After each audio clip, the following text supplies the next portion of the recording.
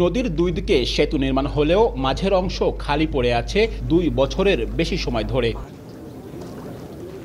কালিয়া উপজেলার সাথে নড়াইল সদর, খুলনা, গোপালগঞ্জের মানুষের যোগাযোগ সহজ করতে 2017 সালে সড়ক ও জনপথ বিভাগ সেতু নির্মাণের কাজ শুরু করে। 2020 সালে সেতুটির 60% নির্মাণ কাজ শেষ হয়। তবে 2020 সালের জুন থেকে পরবর্তী 6 মাসে নির্মাণাধীন 9 নম্বর পিলারে 6 থেকে 7 বার বালু বোঝাই বাল্কহেডের ধাক্কায় পিলারটি ক্ষতিগ্রস্ত হয়। এতে কয়েকটি নৌযানও ডুবে গেছে।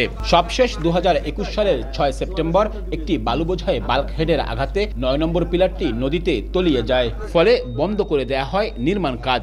সেতুর এমন ভুল নকশায় একনেক সভায় ক্ষোভ জানিয়েছিলেন প্রধানমন্ত্রীও। এই অবস্থায় দুই পারের বাসিন্দাদের নদী পারাপারের ভোগান্তি বেড়েছে। ব্যাগপত্র নিয়ে নৌকায় পার হতে অনেক সমস্যাই তো হয়। গাড়ি নিয়ে যাওয়া আসা করছি, আসলে মানে গাড়ি কখনো পড়ে যায়, ঘাটে এসে বসে থাকতে হয়।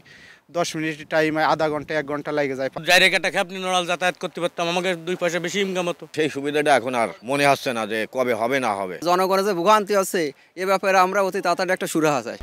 1, 2, 3 ঢাকায় জমি জিতে নিন 100% ক্যাশব্যাক সহ 20 কোটি টাকার পুরস্কার। এই সেতু নির্মাণ ধীরগতি হওয়ায় নড়াইলের অর্থনৈতিক সম্ভাবনাও থমকে যাচ্ছে বলে মত ব্যবসায়ীদের। কালনা ঘাটে এসে দীর্ঘ সময় লেট হওয়ার কারণে, ফেরি চলাচলের কারণে মানুষের ন্যায্য মূল্যটা পায় না। আর নতুন ডিজাইনের জন্য বিলম্বের কথা স্বীকার করে সেতুর বাকি অংশের নির্মাণ কাজ দ্রুত শুরু করার আশ্বাস সড়ক বিভাগের। 25 জুনের মধ্যে কাজটা শেষ হবে আশা করি।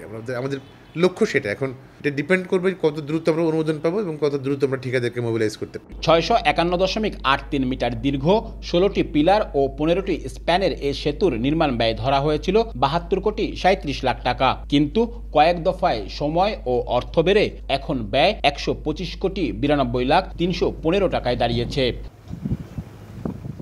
আব্দুল্লাহ আল মামুন রুবেল, সময় সংবাদ, নড়াইল।